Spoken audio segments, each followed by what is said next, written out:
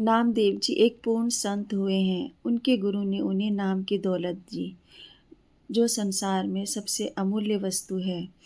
संत नामदेव के पिता दामा सेठ कपड़े सिलने का काम करते थे।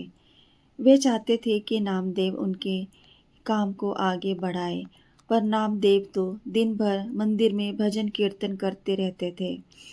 इससे दामा सेठ बहुत दुखी रहते।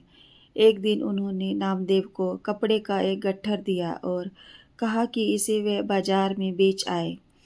नामदेव के घर वाले सभी सांसारिक लोग थे, इसलिए आप इस आंतरिक भेद को उनसे छुपा कर रखते थे। व्यवसाय से वे छिपे का काम करते थे। 6 दिन वे कपड़े ठाकते और 7वें दिन कपड़ा बेचने के लिए बाजार में ले जाते। नामदेव जी के 4-5 भाई थे। एक बार की बात है, सब भाइयों ने माल तैयार किया और मंडी में बेचने के लिए ले गए।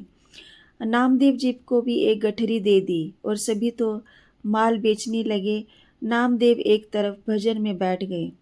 जब शाम हुई, दूसरे भाई माल बेचकर घर चले आए, पर नामदेव अपनी गठरी उसी तरह घर ले आए, क्योंकि तब तक सभी खरीदार घर जा चुके थे। घर वालों ने पूछा कि माल उसी तरह क्यों ले आए। नामदेव ने कहा कि कोई ग्राहक नहीं आया। उन्होंने पूछा कि इतना माल किस तरह बिकेगा, कीमत कम ज़्यादा करके दे आना था। नामदेव चुप रहे। फिर उन्होंने कहा कि उधार दे आना था। नामदेव फिर चुप रहे। जब बहुत तंग किया कि उधार ही दे आना था, तो नामदेव ने पूछा, उधार दे आऊं? कहने लगे, जाओ उधार दे आओ।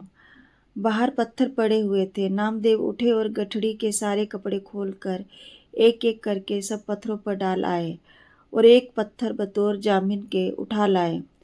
घर वालों ने पूछा कि कपड़ा उधार दे आए? नामदेव ने कहा, हाँ उधार दे आया हूँ। उन्होंने पूछा कि लोग कब पैसे देंगे? नामदेव ने कहा कि 7वें दिन। किसी ने आकर बताया कि नामदेव कपड़े बाहर पत्थरों पर डाल आए हैं और लोग पत्थरों पर से कपड़े उठाकर ले गए हैं। पैसे किसे देने थे? घर के लोग दुखी हुए कि पैसे कहाँ से आएंगे।